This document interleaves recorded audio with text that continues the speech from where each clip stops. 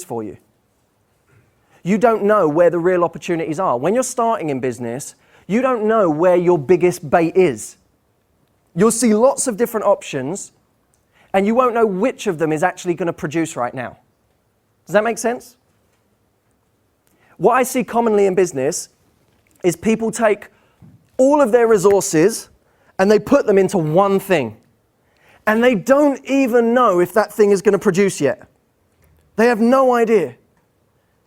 Have you ever had a friend who's had a business idea and they've gone, oh, yeah, no, I'm so excited about this. So they then go and spend like $2,000 on a website.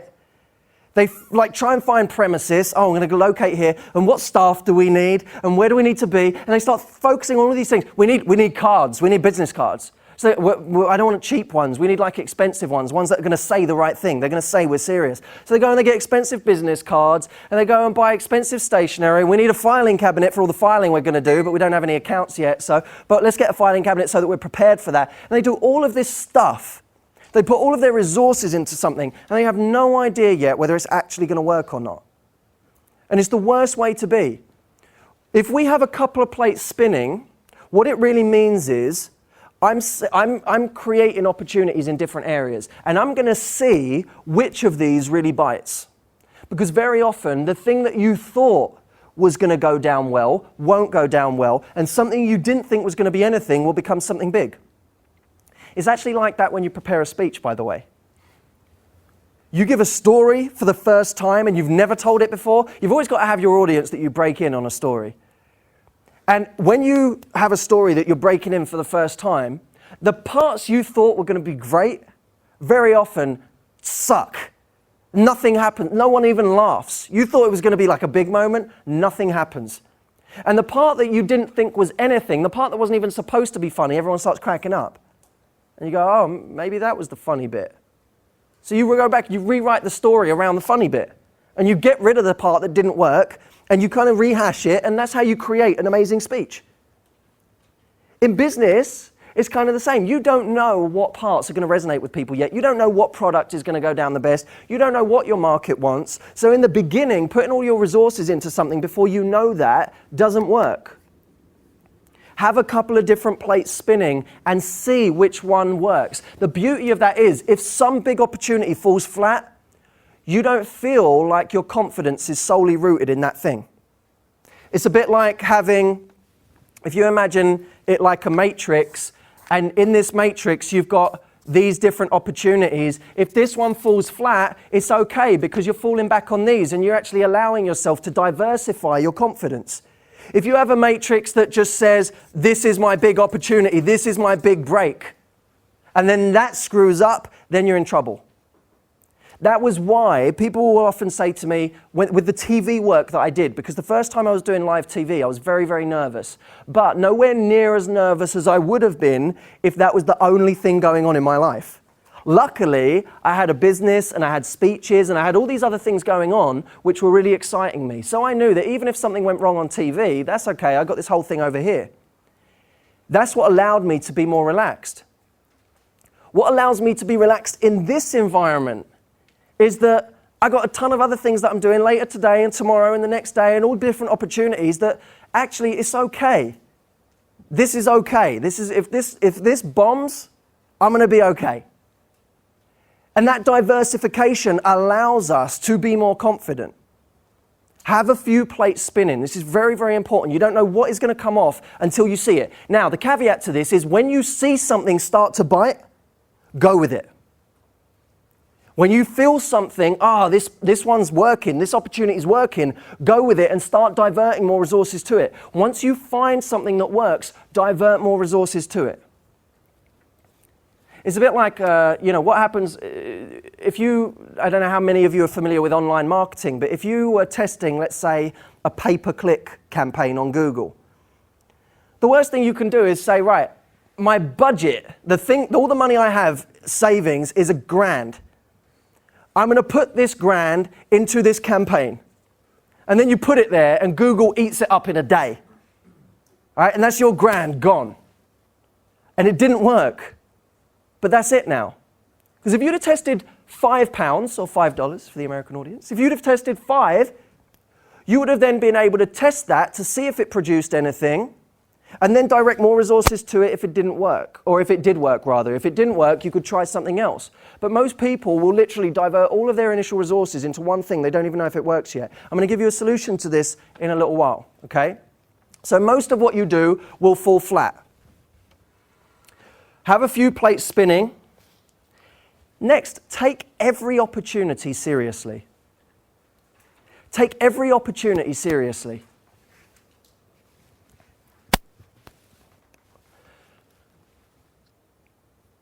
There are many instances where I see people just not capitalizing on the little opportunities that are around them.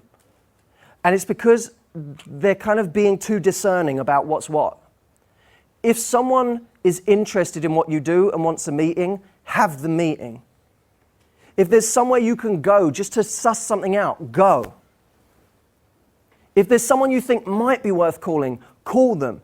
In the beginning, take every opportunity seriously. How many of you seen the film Yes Man? Okay. There's an interesting lesson in that film. What's the lesson he learns at the end? Anyone tell me? What's the lesson he learns at the end of the film? There may be many lessons, but what's the lesson that is kind of obvious? He done it because he wanted to do it, not just because he had to do it. Okay, because he wanted to do it. But what does the guy who taught him to say yes in the first place, what's the lesson he says to him when he figures out his whole life went crazy because he said yes? I can't remember, dude. Does anyone know? He's in hospital. His life is on meltdown because he said yes to too many things. And he said, you said you say yes to everything. And then the guy in that moment says, in the beginning you say yes to everything. Then you get a little bit more discerning with it. You get a bit more structured with what you say yes to. Now, for me, business is very much like that. In the beginning, when you're starting out and when you're trying to grow, you have to kind of say yes to everything in a sense. That doesn't mean you embark on every journey that someone puts in front of you, but it does mean you entertain it. You go and you meet someone, you find out what's going on, because then you're going to meet lots of different people. Then you're going to find lots of different things come your way. You have to do it in the beginning. As you start to grow, you will start to reject meetings. You will start to do less. You will start to say, close the doors on people because you realize you have to in order to maintain focus. But in the beginning, take every single opportunity seriously. One of the biggest opportunities in my business right now, something that this year alone could take us to an entire new level, is something that when it first came through on an email in my inbox, I thought it was a joke. I didn't know what it was. I didn't know what it was all about. And I almost just spammed it. Just said, no, it's nothing. I chased it up because I'm in the habit of chasing up every single opportunity just to see. And this turned out to be the biggest thing to happen in my business so far. So be very, very, very careful. Entertain every opportunity, even if you don't go with it. It's a bit like casting the net really wide, and then when you have your options, then you decide what to focus on. Okay? You get your funnel wide. When you know what's working, you go with it. Now, one of the most important skills I've ever found in business, and this is going to sound so freaking cliched, it's ridiculous, but it amazes me that people, when I work with new business people, and I actually work, because nowadays I do a lot of corporate coaching. When I work with new business people, there's something I find time and time again, and it's that they've completely underrated the value of selling. Whatever you do, whatever business you're looking to run, whatever market you're looking to be in, learn to sell. Get really, really good at it. There's almost this, there's like an arrogance about selling. What's the arrogance amongst people when it comes to that word, sales? What's the arrogance?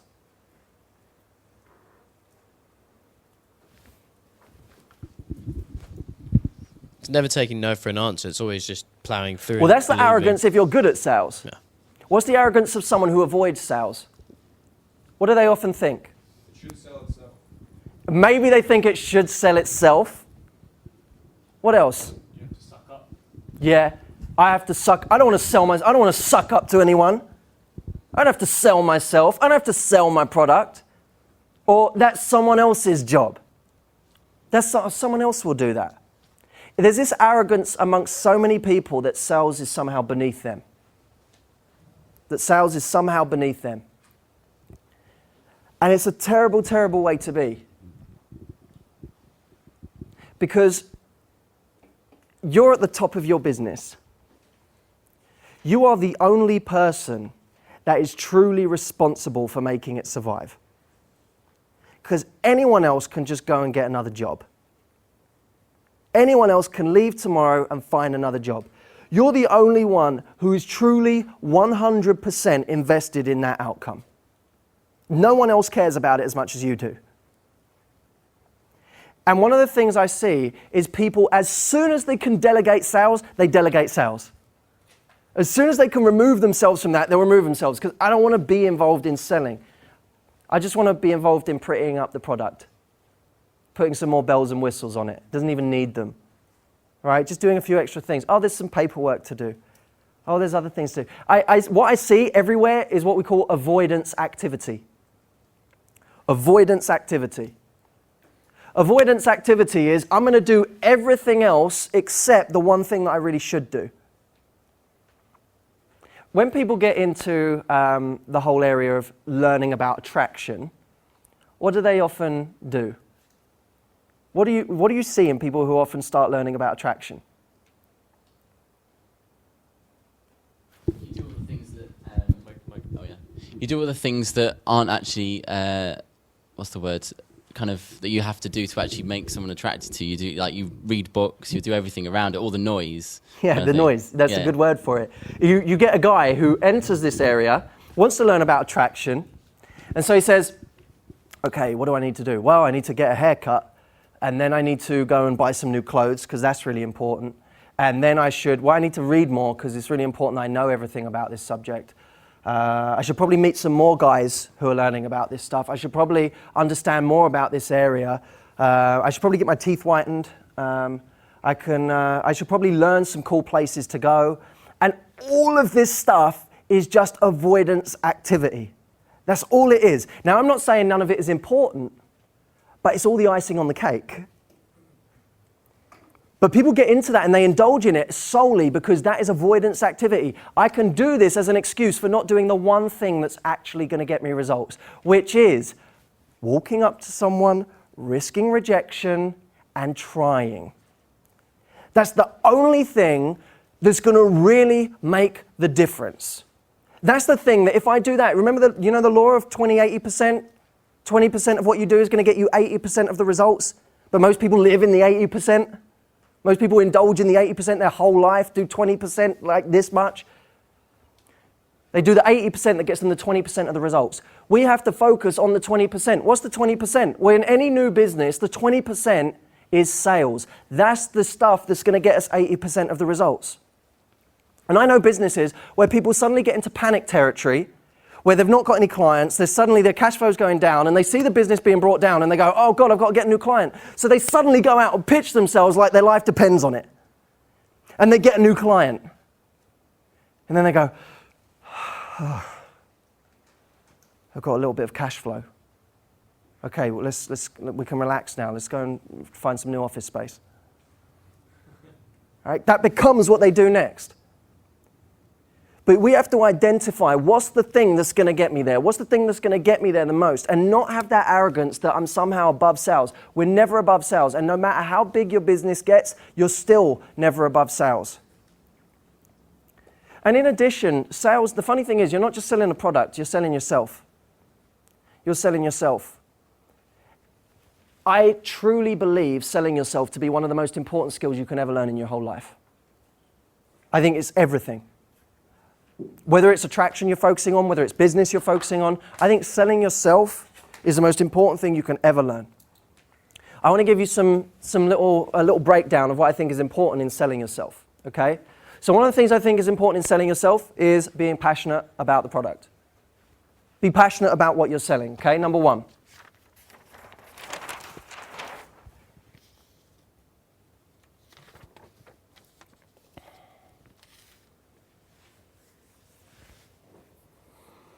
2, you cannot be afraid of breaking rapport.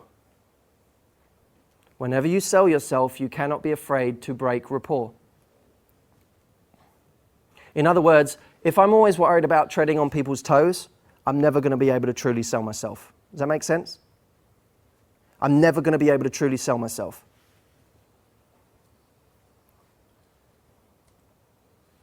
Third, speak with authority on the subject that you're talking about.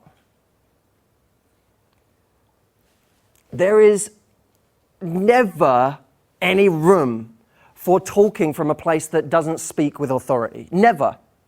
There's this great poet, a stage poet called Taylor Marley, who said, it's not enough to question authority, you've got to speak with it too. And too many people are really good at questioning authority. They're really good at that because it's so freaking easy.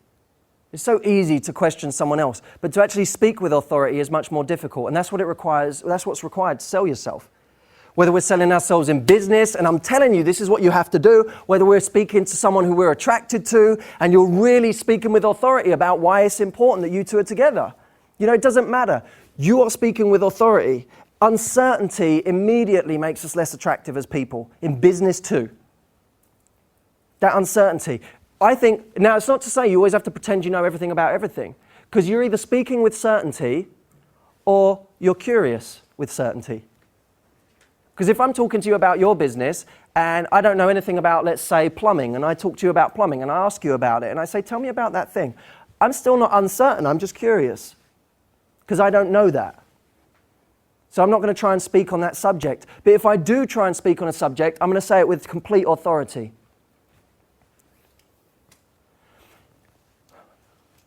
It really does help if what you're talking about, what you're selling, you're passionate about.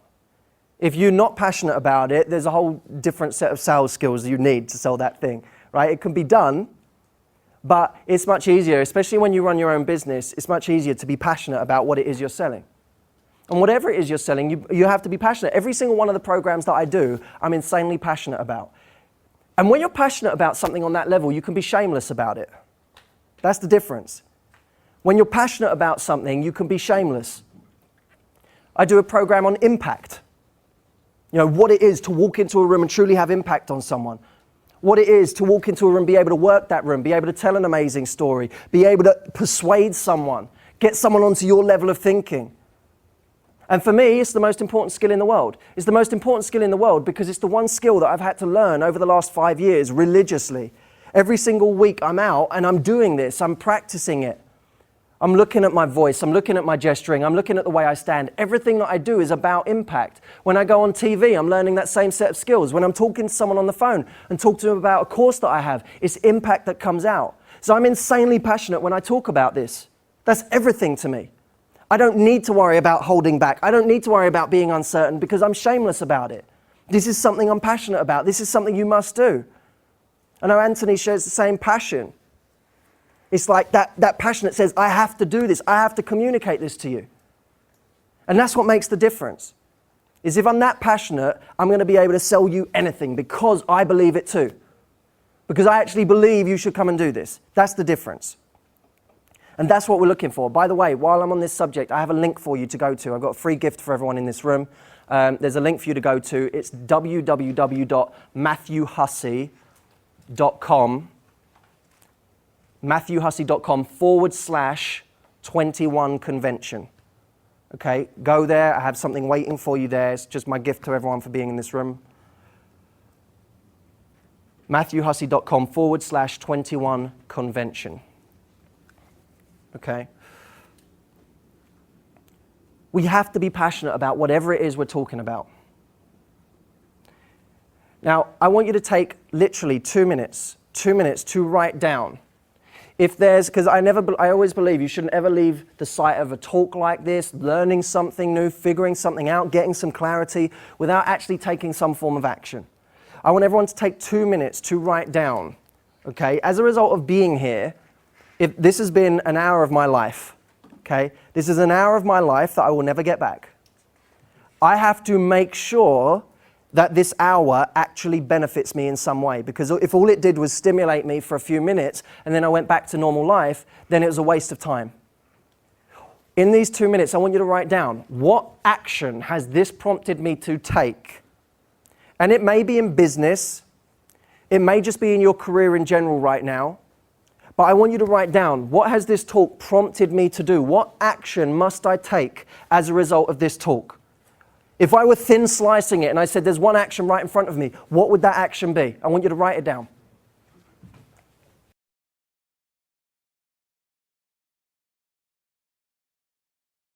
All right.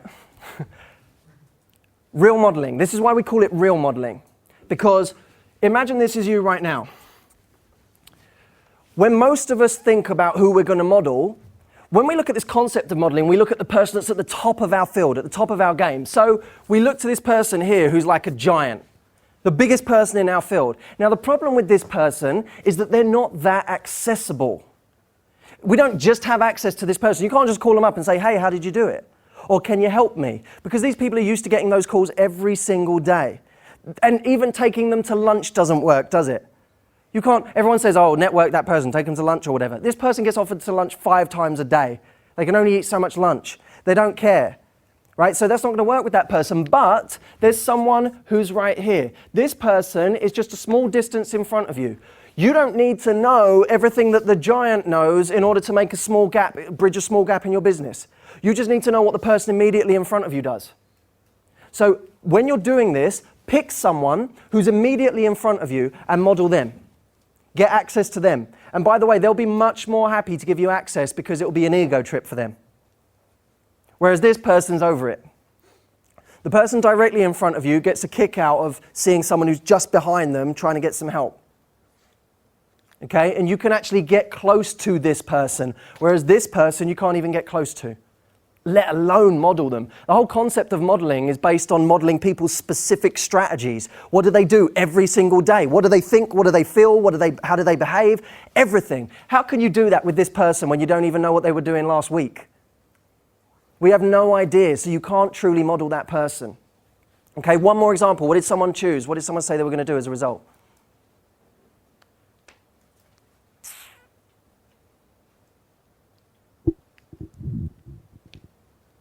Yes, in the corner. Take a lot more risks. Start, if I want to do something, just go and do it rather than thinking about whether. Okay, so I'm going to take a lot more risks. What I think you should do is later today, sit down and write down what are the top 5 risks you could take that would have the most payoff. Okay?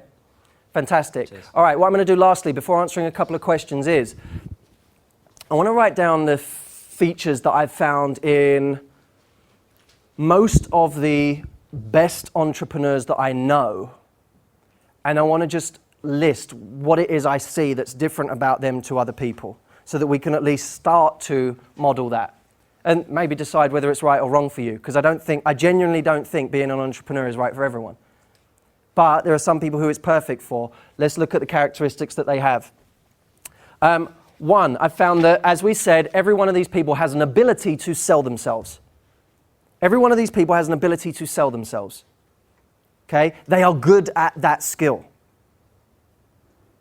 Most of them are exceptional at that skill. You put them in a room with someone, and at the end of that sitting, someone wants to buy something from them, or they want to hire them, or they want to be around them. They're just persuasive people.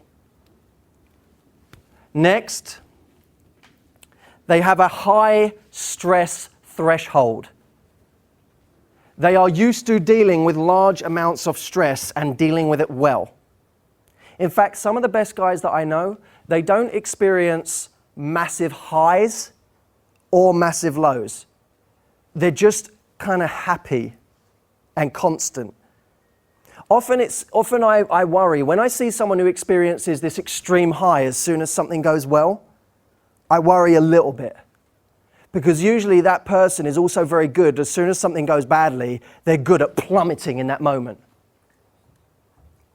We have to be very careful with our emotions in this, because your emotions are going to be messed with every step of the way.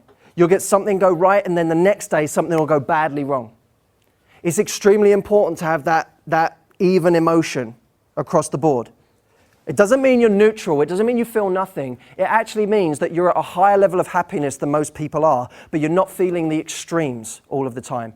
Because if you're feeling that in business, you're going to go grey before your time. Next, stamina. These guys have stamina. They know that whether or not they get there today is kind of irrelevant. They're still going to be doing the same thing next week and the week after and the week after. They have that stamina, even when stuff is going wrong. By the way, just going back to that stress point, there are going to be times in your business where things go really badly. Like, badly. And it's going to sting. Those moments are the moments where you become lean, emotionally. Most people have those moments and they crumble. But when I look back on those moments for me now, those are the moments where I got lean. I had a moment where one of my worst moments, the moments I hated the most, or it was a little period, was I'd met someone who was an amazing guy, an amazing client who was very, very wealthy. And he had this tiny little corner office in Mayfair. And I didn't have an office at the time. I was working out of Starbucks. So he was like, I have this tiny little office. You've helped me. Do you want to operate out of there for a little while? And this was like, he was an angel to me. Now, when he said, do you want to operate out of there, what he was talking about was me paying 1/10 of the rent that you're supposed to pay in that area, which is one of the most expensive areas in the whole of London. I got there, I realized that this 1/10 of what it would cost me was still all the money that I had, but I needed to be there. So it was a choice really between doing that or having a box apartment. In the moment, I decided I wanted the office because the office would give me credibility, the apartment wouldn't. So I decided, okay, I'm gonna get this little office. So I got this tiny little office, and for a period of a couple of months, I was sleeping on the floor of this office, and I hated it with a passion. I had this little sleeping bag, and I couldn't let anyone know that I was sleeping there because they would have chucked me out. I know they would have had a problem with it. So I had to roll this sleeping bag up every night, or unroll it every night, sleep in the sleeping bag, wake up at 4 a.m. before the cleaners got there, put it back, pretend I was the first one in the office, and then at the end of the night, pretend I was the last one there before I rolled it out again. I hated it. Imagine meeting someone on a night out as well, and you have to go back to your office. It's like, it was